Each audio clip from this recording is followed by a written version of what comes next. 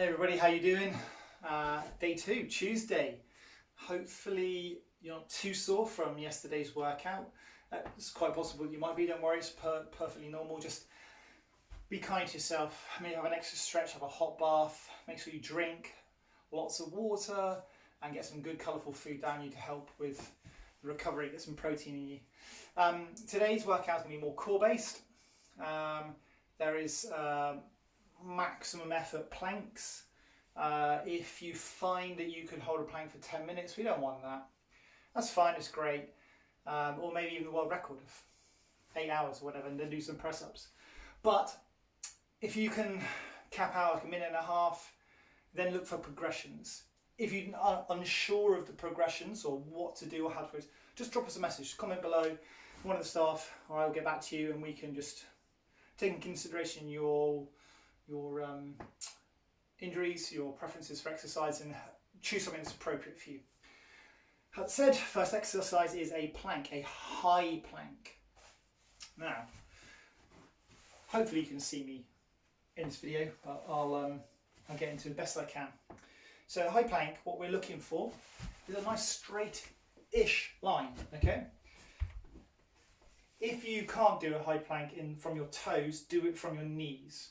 Please don't feel like, because I'm going to show you the high plank off my toes, that you need to do that. Do it from your knees. We just need a straight line from your knees to your shoulders instead of your toes to your shoulders. So, full plank. Okay, shoulders under hands. I want you to think about pushing the floor away. Don't sink in to your shoulders, push it away. Tuck your chin under your chest. 1 foot back. Too tall. Josh wouldn't have this problem. Tuck it in, back, up, and most importantly, tilt that pelvis under. Engage your abdominals, okay? Long, deep breaths in through the nose and out through the mouth. Okay, you may feel that tilting your pelvis lifts you up a little bit. That's fine. You'll probably find you're more straight than you are if you think you're straight, which a lot of people think they're straight when they're like this. Oh yeah. But the back is arching, okay? We don't want that. Straight lines, tucked. Breathe, push the floor away. If you need to, do it from your knees. That's fine, absolutely fine. Same principle applies, okay? Everything's the same. If your wrists hurt with that position, either on knees or full, if you've managed to get hold of some dumbbells, use some dumbbells. Put yourself in a clenched punch position or some tins of beans. Exactly the same principle. You just change the wrist position from that to that. It'll be a little bit more neutral, a bit more comfortable for you. Okay, second exercise, bicycle abs, 45 seconds.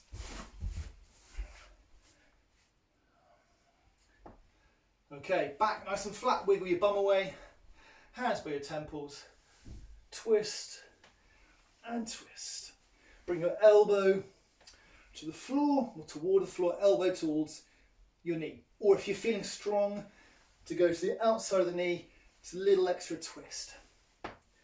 If you feel you can, long and low with your legs. If that hurts your back, don't do it.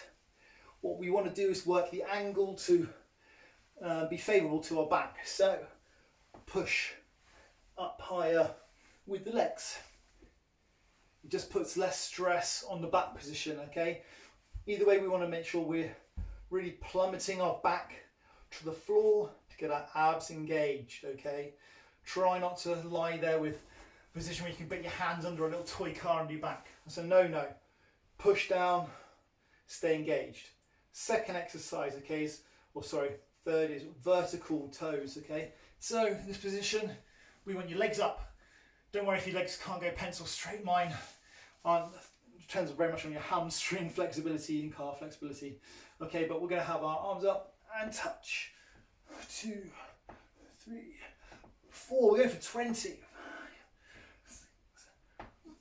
It's a lot more comfortable when you have a mat, let me tell you. We're working our upper abs here. Upper and mid. Up. If you need to support your neck, do so. Imagine touching the toes. It's just a lot easier. You can lie here. Oh yeah, I'm touching them. I'm touching them. Okay. Next exercise is the reverse crunch. 15 reverse crunches, okay? We start in a position with a flat back, knees bent, hands both templed or down by the sides, your choice. I tend to go with hands a little higher. And then what we want to do is bring your knees up towards your head and your bum off the floor, okay? It can be a small movement, or you can look at bringing your knees right in. Whichever one you go for, as you do the exercise, as you bring in, you want to breathe out. Control back, lift and control. This is a great one for your lower abs, lower and mid. If you find it very difficult, if you place your hands or arms on the floor, you might find it a little bit easier because you can push a little bit. Just try and limit the amount that you're pushing into the floor and to make sure your upper body isn't doing too much of the work. Next, another lower ab exercise, flutter kicks, 45 seconds, okay? In this one, we lift up, hands underneath the back, take the pressure off your lower back and the spine, head back, legs out, and flutter. Drive your abs to the floor, try not to be arched too much.